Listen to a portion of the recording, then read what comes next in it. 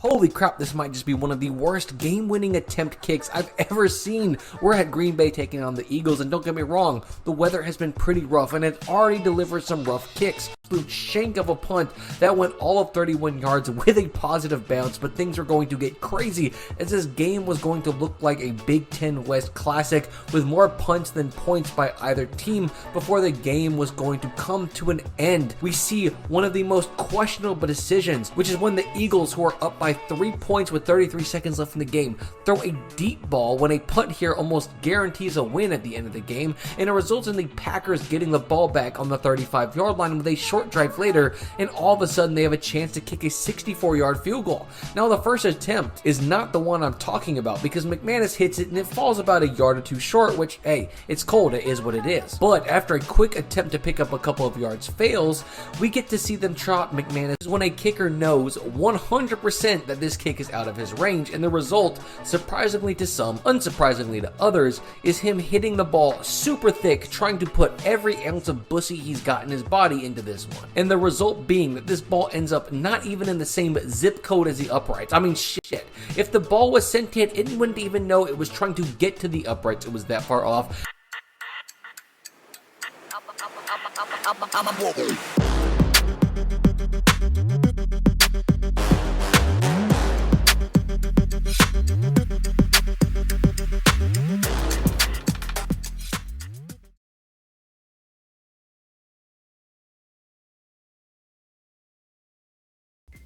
Hello and welcome to another Who You Got Live video. I'm Sun-EB7. Thank you for joining. I'm going to take a moment to go back and review some of the games. I'm pretty sure everybody's seen them, but I'm just giving my take, the things I've noticed, and things like that. And we're going to start with Monday night's game and work our way backwards. So Monday night, the reason why I want to start with that game is because it looked like a continuation of the Thursday night game.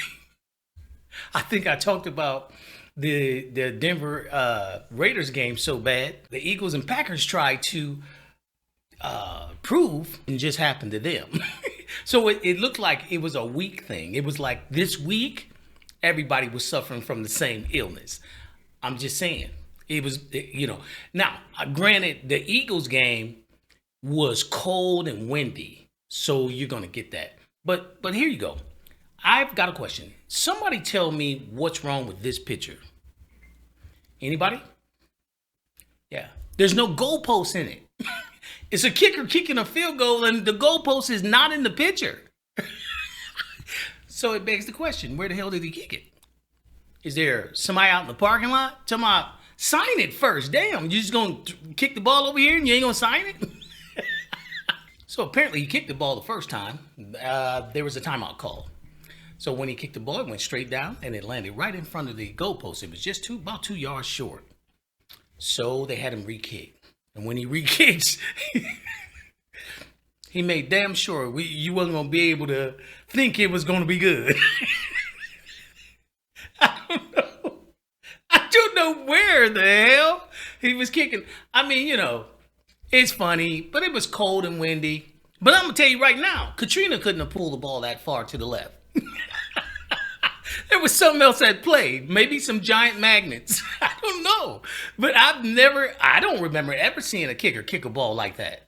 Like, not without the holder doing something like dropping the ball or something.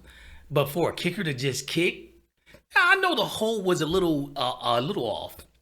But still, I spent more time than I want to on that one because I'm going to go through these and I'm going to try to keep it under 10, 14 minutes. So we're going to move on to the Bears. The Bears beat the Giants and got the coach fired. They don't like the Bears when the Bears beat him. He lost all these games. But when he lost to the Bears, they fired him. They didn't even wait to the end of the season. That's bad. And, of course, this is the coach that said he interviewed a player and he didn't like him because he wasn't prepared. Well, he wasn't either because he's gone. He wasn't prepared. And then, I don't know what, somebody put something in Dan Orlovsky's soup. I mean, ever since Stephen A. started being nice to him, he's just saying stuff that you're like, what the hell are you thinking? Going from first take to worst take. Dan Orlovsky is talking about the relationship between the coach and the player, the quarterback. And, of course, some of you already know that they had a little lip-smacking event at another game. I don't think that's what Dan was talking about when he said they had something going on, a good relationship. I think he's just talking about their chemistry. New Yorkers don't give a damn about that. They want to win the game. I know New Yorkers. I don't live out there, but I know them. These are people that your car can break down and they will zoom by you as if they never saw you. In the Midwest, they'll slow down. They think this might be my cousin. They don't do that in New York. You on your own, buddy. And so if you coaching a team and they're starving for a win, because no sports they have wins. So they're starving for a win. And you around here like 1-87.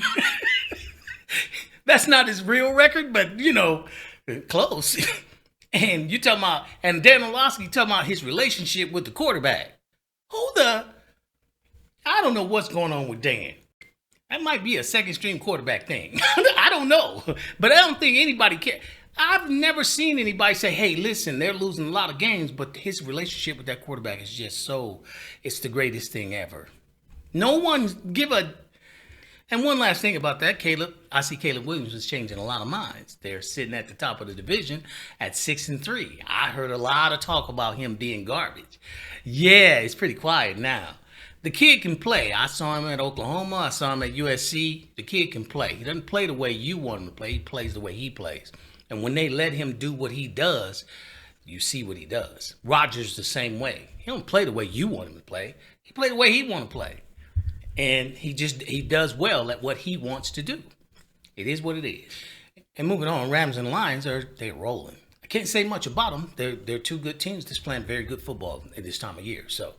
But I do have one thing I want to bring up, and that is I have a question about a massive lineman stealing on a receiver. You know when you steal on a player or another person, usually there's a size disadvantage when you do that. You need to get it in early before they wake up or something like that.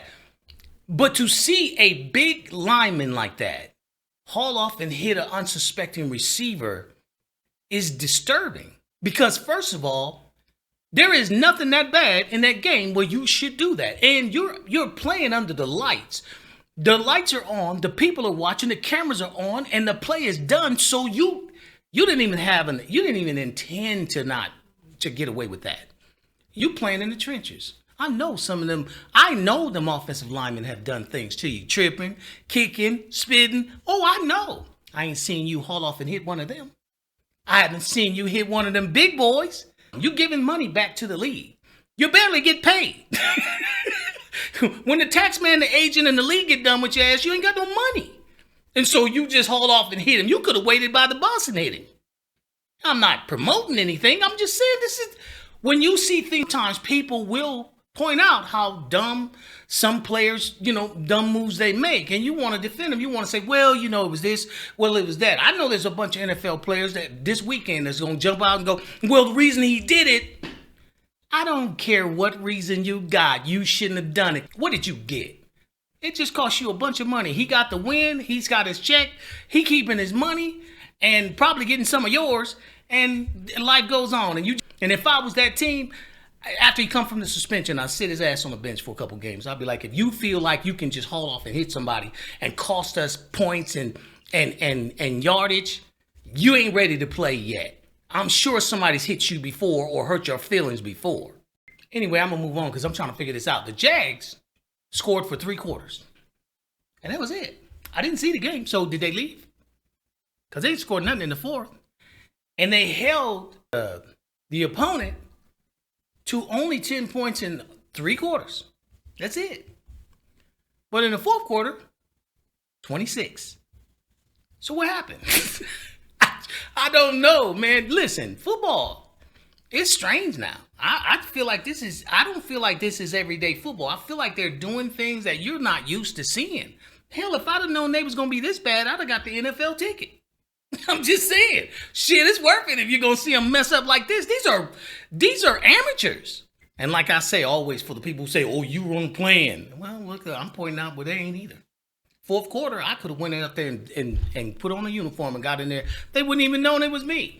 Shit, they wasn't playing no better than that. Hell, I might have got a field goal. And then there's the Carolina Panthers who rolled back to 500. They were above 500. They just rolled back to it because they decided they're going to lose to, drum roll please, the New Orleans Saints, who's won one game all year. Make that make sense. And they scored a touchdown in the first quarter and didn't score again for the rest of the game. Here's another game where you think, well, if you didn't see the game, you think, what did they do? Leave? Would they pull out all their starters and put in the third string? What happened? You couldn't get a field goal? That wouldn't have won the game for you. But I'm just saying, no points all the way throughout the game? Yeah, well, it is what it is, I guess. And the Patriots take over the Bucks, and they take over the top of the division. And they got a commanding lead. I mean, they're a game and a half or 2 games up. And the Bills has taken a step back. You know, it's funny because the Bills are projected to win the Super Bowl almost every year for the last 3-4 years. Might have been longer than that. And doesn't look like they might be a wild card team this year. So I find that funny.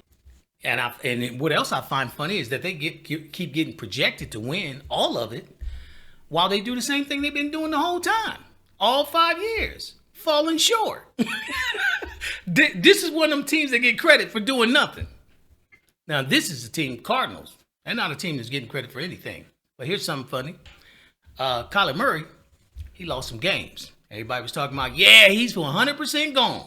Because this rookie came in and won a couple games. Yeah.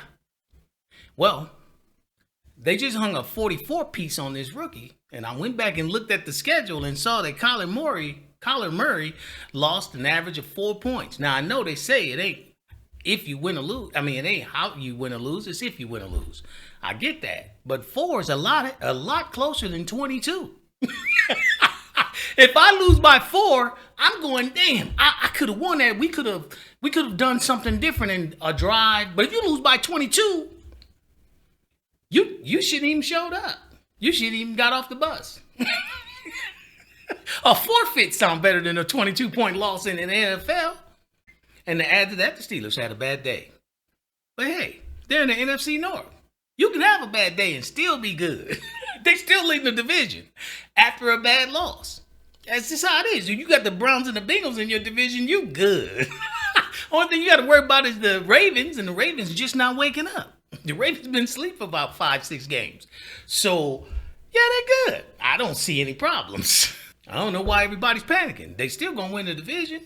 Rodgers still going to win the division. I don't think he's going to go far, but I don't see anybody stopping him from winning the division.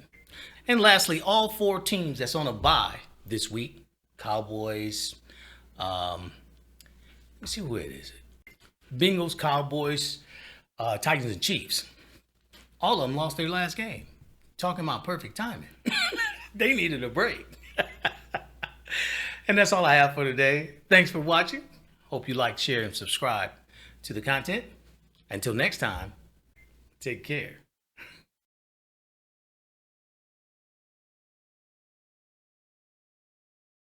Body into this one, and the result being that this ball ends up not even in the same zip code as the uprights. I mean, shit. If the ball was sentient, it wouldn't even know he was trying to get to the uprights. It was that far off.